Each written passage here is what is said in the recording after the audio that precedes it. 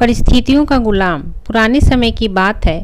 एक दिन राजा अपने मंत्री के साथ अपने राज्य का हाल चाल देखने के लिए निकलते हैं। वो देखते हैं एक किसान पथरीली और उब्बर खाबर वाली जमीन पर गहरी नींद से सो रहा था। उस किसान को देखकर राजा अपने मंत्री से कहते हैं कि जरा इसे देखो, ये बेचारा इस असुविधापूर्ण स्थिति में भी कितनी शांति से सो रहा है। और एक हम हैं जो कि इतनी अच्छी सुविधाओं के बावजूद भी अगर थोड़ी भी अड़चन आई तो ठीक से सो नहीं पाते। मंत्री ने कहा, महाराज, ये किसान अब इस परिस्थितियों में ढल गया है, इसीलिए वो अच्छे से सो रहा है। अब उसने अपने इसी जीवन को स्वीकार कर लिया है। मनुष्य का शरीर बहुत ही कठोर होता है।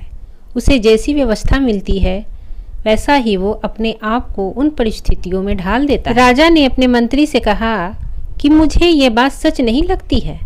राजा ने कहा कि हमें इसकी परीक्षा लेनी होगी। उस किसान की परीक्षा लेने के लिए वो उसे अपने साथ राजमहल में ले जाते हैं। यहाँ पर राजमहल में उसके लिए हर तरह की सुख सुविधा की व्यवस्था की जाती है। उस किसान को बहुत ही अच्छा नरम बिस्तर सोने के लिए देते हैं। किसान भी बड़ी खुशी के साथ राजसी ठाट बाट का आनंद लेने लगा। इसी तरह किसान को राजमहल में आए हुए 2 महीने हो गए। किसान भी इस सब सुख सुविधाओं का गुलाम बन गया था। उसी बीच एक दिन मंत्री ने चुपके से किसान के बिस्तर में कुछ पत्ते और तिनके रख दिए। किसान को तो अब इन सब सुख सुविधाओं की आदत लग गई थी, इसीलिए वो बिस्तर पे ऐसे पत्ते और तिनके रखने की वजह से सारी रात करवटें बदलता रहा। उसकी नींद भी ठीक से पूरी नहीं हो पाई। अगली सुबह राजा और मंत्री उसके पास उससे मिलने के लिए पहुंचे। उस किसान ने राजा से शिकायत की कि उसके बिस्तर में कुछ खुचने वाली चीजें हैं और इस चीजों की वजह से उसे पूरी रात ठीक से नींद भी नहीं आई। किसान की बात सुनकर मंत्री ने तुरंत राजा से कहा कि देखा महाराज,